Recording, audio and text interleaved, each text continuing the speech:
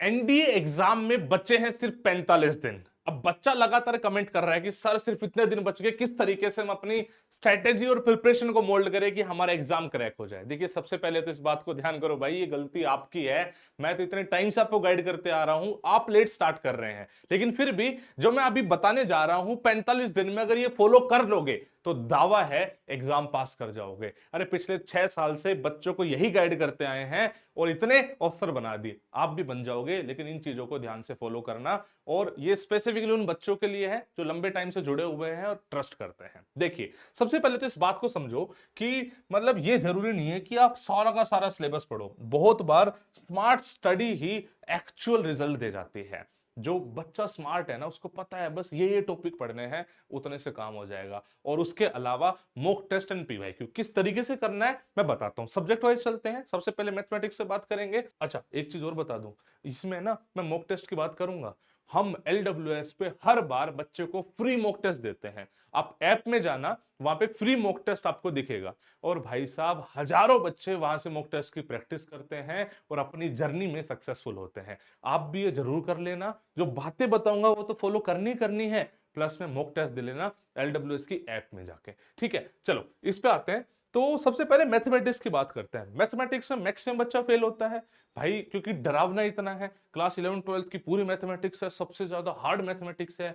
लेकिन मेरी जान, सिर्फ और सिर्फ कुछ टॉपिक पढ़ ले तब भी तू पास हो जाएगा। मैं यहाँ पे अप्रोक्सीमेटली 70 क्वेश्चंस के चैप्टर बता रहा हूँ। 70 क्वेश्चन एक्चुअल रिक्वायरमेंट नहीं है, तो इसमें से एक दो चैप्टर छोड़ देगा, 50 भी क्वेश्चन सोल्व कर लेगा, तब भी बहुत अच्छे से मैथ्स की कट ऑफ निकाल लेगा तू। ध्यान से समझो, इनको करने से पहले एक तो मतलब आप आइडेंटिटीज एंड लोग, ये थोड़ा बेसिक्स है, वो कर लोगे तो चैप्टर थोड़े से आराम से समझ में आएंगे। ठीक है, तो क्वाड्रेटिक इक्वेशन, कॉम्प्लेक्स नंबर, ये 8 से 10 बच्चे क्वेश्चंस देता है और इंडिपेंडेंट है, किसी पे आपको डिपेंडेंसी नहीं चाहिए। चुपचाप इसको पढ़ो और सीधा पीवाईक्यू लगाओ, आपका क्वेश्चन क्लियर हो जाएगा। Next, set, permutation, combination, probability and statistics, ये मिला के 25 से 27 क्वेश्चन देते हैं। ये कैसा चैप्टर है, किसी ने नब्ज पकड़ ली तो सारे सोल्व हो जाएंगे, नहीं पकड़ आई तो दिमाग चकराते रह जाएगा, कुछ सोल्व नहीं होगा। लेकिन फिर भी मैक्सिमम बच्चा इसको सोल्व करने में विश्वास रखता है। Trigonometry, ratio and identities, trigonometry पूरा पढ़ने की नीड नहीं है, 5 चैप्टर है ट्रिग्नोमेट्री के, लेकिन सिर्फ और सिर्फ ट्रिग्नोमेट्री, रेशियो एंड आइडेंटिटी पढ़ लोगे तो 8 से 10 क्वेश्चन आ जाएगा। पूरी ट्रिग्नोमेट्री से लगभग 15 से 20 क्वेश्चन आते हैं, 50% से ज्यादा सिर्फ इस चैप्टर से आ रहे होते हैं। तो इसको पढ़ लो, और ये बिल्कुल बेसिक ही है, बहुत मुश्किल वाली बात नहीं है। मैट्रिक्स डिटर्मिनेंट एक ऐसा चैप्टर है जिसकी प्रीवियस नॉलेज से कोई लेना देना है नहीं, इंडिपेंडेंट चैप्टर है, बहुत ही आराम से करोगे और 12 से 15 क्वेश्चन अपने फिक्स कर लोगे। इसके अलावा लोग कैलकुलस से बड़ा डरते हैं कि सर कैलकुलस बहुत मुश्किल लगती है, अरे इतनी बड़ी कैलकुलस क्यों पढ़नी है। तो सिर्फ और सिर्फ फंक्शन, लिमिट, एओडी कर, तेरे 14 से 20 क्वेश्चन कहीं भी नहीं गए। टोटल आते हैं लगभग 35 क्वेश्चन, उसमें से आधे क्वेश्चन लगभग सिर्फ यहां से आ गए, इतने से आ गए। समझ नहीं इस चीज को, क्यों नहीं समझ पा रहे हो। उसके बाद आता है स्ट्रेट लाइन, या तो स्ट्रेट लाइन पढ़ लो या वेक्टर पढ़ लो, 2D 3D पढ़ लो, आप ऑटोमेटिकली इतना सिलेबस कवर कर रहे होगे। भाई साहब, इस बात को ध्यान में दो, ये सब मिलके अप्रोक्सीमेटली 70 क्वेश्चन हो गए।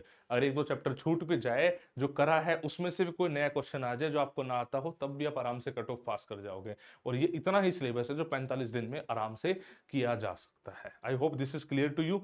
जब आप ये कर लोगे, उसके बाद इन्हीं के आपको क्वेश्चंस भी लगा लेने हैं। मैं आपको फ्री मॉक टेस्ट दे रहा हूं, 10 मॉक टेस्ट है, आप लगाओ, आपको समझ में आ जाएगा कि चीजें किस तरीके से एग्जीक्यूट होती है। राइट, चलो आगे चलते हैं। हम आते हैं जीएटी में। जीएटी में स्पेसिफिकली सबसे पहले जाएंगे साइंस में।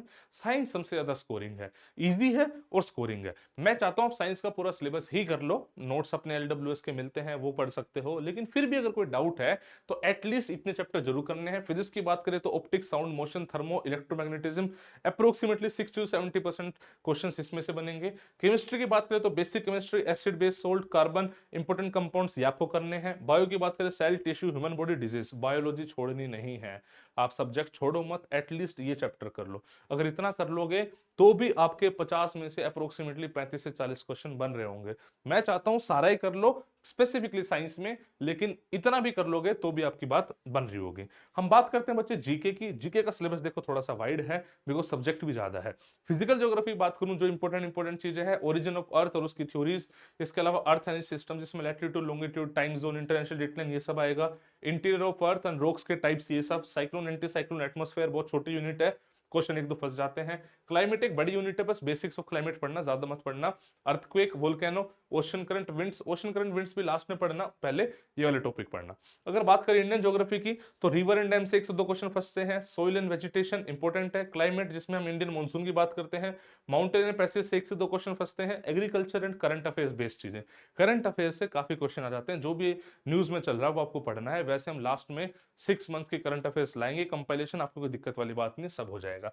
हिस्ट्री बहुत बड़ा टॉपिक है। हिस्ट्री में Indus valley civilisation, Jainism, Buddhism, ये आप एंशिएंट से पकड़ो। Bhakti, Sufi, traveller and Vijayanagara empire, ये आप मेडिवल से पकड़ो, और सिर्फ एनसीईआरटी बेस पकड़ना और कुछ नहीं पकड़ना। अगर मॉडर्न की बात करें तो 1857 का रिवोल्ट, फ्रीडम स्ट्रगल, पार्टीशन, ये भी क्लास 12 के एनसीईआरटी में चैप्टर्स हैं। सिर्फ उतना पढ़ोगे तो भी मैक्सिमम क्वेश्चन वहां से आपको दिख रहे होंगे। इकोनॉमिक्स में सिर्फ और सिर्फ 5 ईयर प्लान पढ़ना है। थोड़ा सा टाइम हो तो टाइप ऑफ एक्टिविटीज में प्राइमरी, सेकेंडरी, टर्शरी एक्टिविटीज होती हैं, वो पढ़ लेनी है। और करंट अफेयर जो मैंने बताया 6 मंथ वाले हम कराएंगे, उससे ही आएगा, वही पढ़ना है। अगर पॉलिटी की बात करें तो आर्टिकल 1 to 51A थोड़ा सा ज्यादा इंपॉर्टेंट है, बट उससे ज्यादा इंपॉर्टेंट है मेकिंग ऑफ इंडियन कॉन्स्टिट्यूशन। आप ये मान के चलो एनसीईआरटी उठाना, क्लास 12 के लास्ट चैप्टर इसी पे है, और वही आधी पॉलिटिकल सिलेबस खत्म हो जाता है एनडीए पर्सपेक्टिव से। उसके अलावा करंट अफेयर्स इंपॉर्टेंट है, बस इतना ही है।